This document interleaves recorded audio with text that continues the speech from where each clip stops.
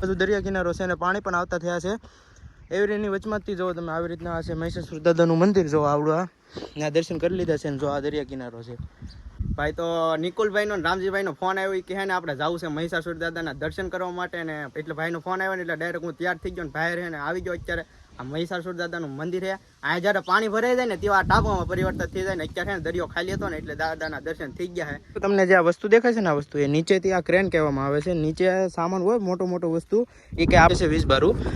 વીજબારું એટલા માટે કહેવામાં આવે છે કે અહીંયા વીજળી પડવામાં આવી હતી અને એના દ્વારા બારું પડી ગયેલું છે. તમે જોઈ શકો છો ને.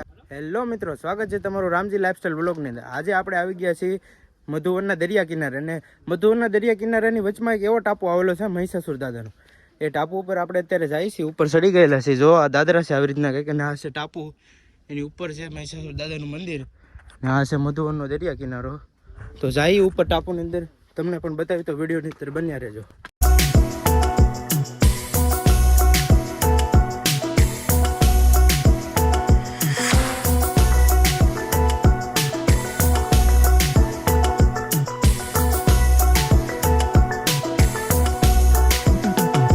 મિત્રો આપણે પહોંચી ગયા છીએ ટાપુની ઉપર મહિષાસુર દાદાના મંદિરે. જો તમે ઓલી ધજા દેખાય દાદાનું મંદિર છે અને આ છે જો દરિયા કિનારો. સરસ મજાનો મસ્ત વ્યૂ આવે છે અહીંથી. જો તમે જોઈ શકો છો. જો આ ઉપરનો મહિષાસુર દાદાના મંદિરના ઉપરનો ડુંગરા ઉપરનો વ્યૂ છે. આ ટાપુ ઉપરનો જો તમે આવી રીતના છે કંઈક. બહારથી કંઈક મંદિરનો આવો સરસ મજાનો મહિષાસુર દાદાનો વ્યૂ બતાવે છે. જો આ મંદિર છે, આ છે, આ બધી બાજુ દરિયો છે ને આ વચમાં ટાપુ છે અને ટાપુની અંદર આવેલું છે. આવી રીતના છે કંઈક. આપણે અંદર જઈએ તમને પણ દર્શન કરાવીએ.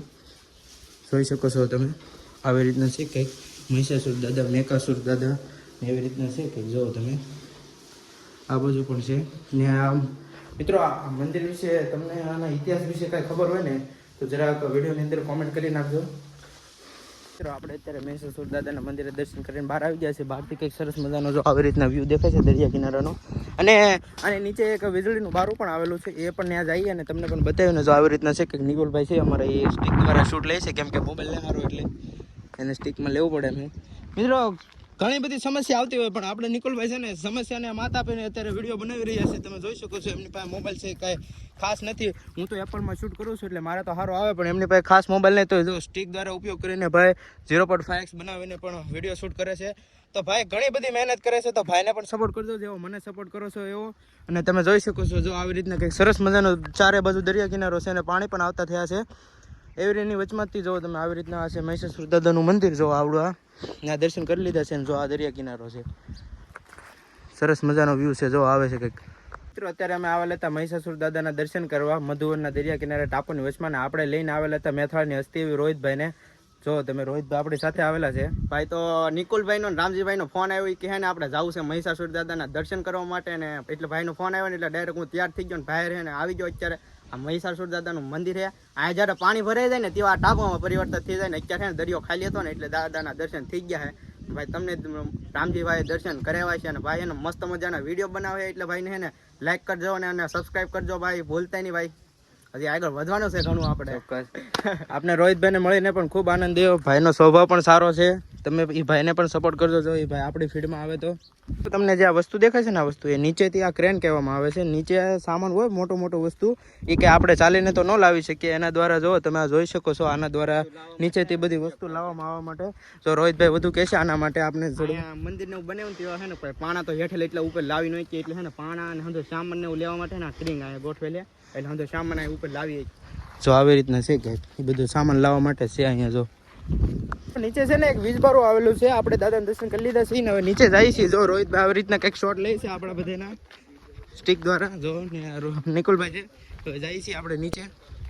તો મિત્રો આપણે અત્યારે પહોંચી ગયા છીએ વીજબારે અને ઉપર છે મહિષાસુર દાદાનું મંદિર અને આ નીચે છે વીજબારું.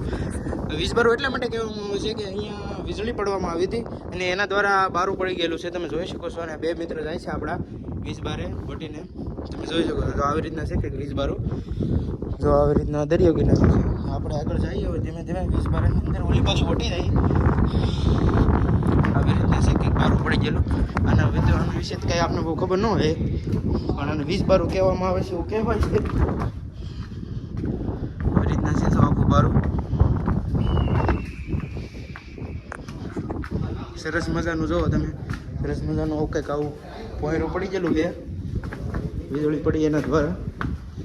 અહીંયા પાણી તો અહીંયા પોગી જતું કેમ કે પથ્થર પાણીવાળા છે એટલે એવી રીતના છે બધું. જો સરસ મજાનો મસ્ત એવો વ્યૂ બતાય છે. જો વીજ ભારતી આવી રીતના જો